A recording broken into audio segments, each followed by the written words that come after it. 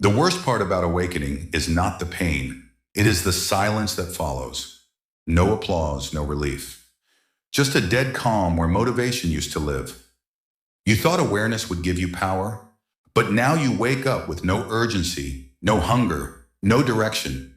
You see through the lies, but seeing does not give you strength. It strips you bare. Carl Jung understood this better than anyone. He warned of what lies beneath the surface when a person sheds the mask of societal identity. Because behind that mask is not peace, but a void that does not energize. It paralyzes. You once believed progress was linear. More knowledge would bring more clarity. More clarity would bring more action. But what if the opposite is true? What if self-awareness does not sharpen your will, but drains it instead?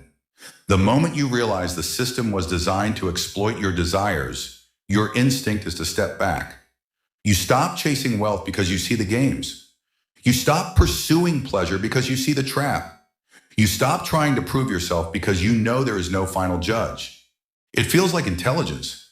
It feels like maturity. But what if it is a silent form of surrender? Not to the world, but to the voice in your head that now questions everything.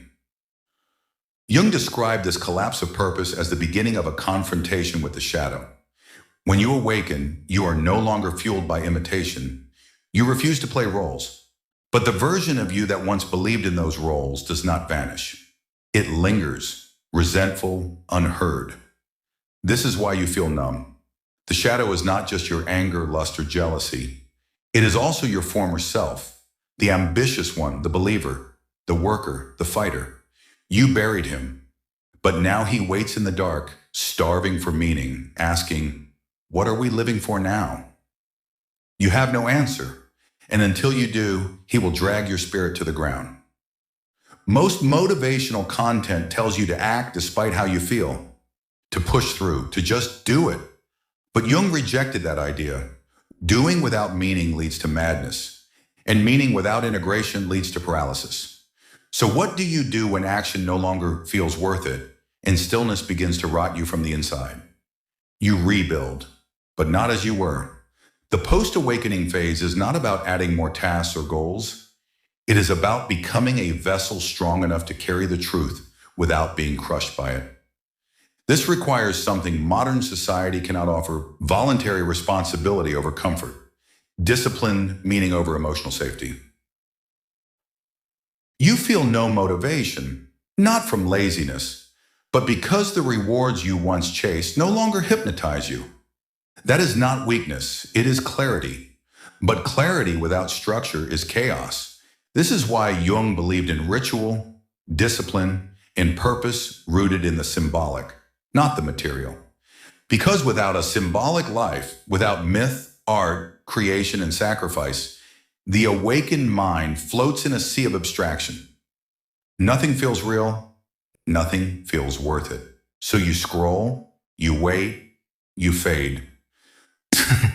The solution is not to re-enter the matrix, but to forge a path beyond it.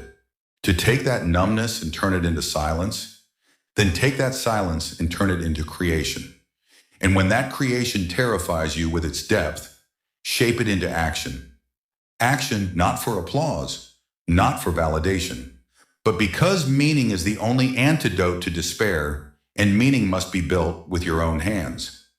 Jung called this individuation, the process of becoming who you truly are, not who the world trained you to be. But individuation is not a lightning bolt of self-realization. It is a slow, painful burning away of illusions.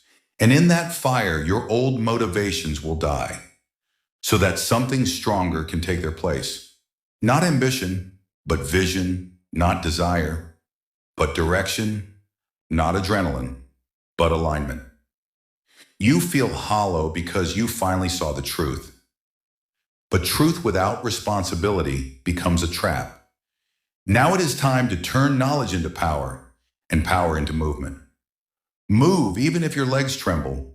Speak even if your voice is broken. Create even if it feels pointless. Because the new you is not built in moments of clarity. It is built in moments of contradiction. When your soul is quiet, but your purpose demands noise. Welcome to the dark horse stage of your life. The world will not see you coming, but that is exactly the point.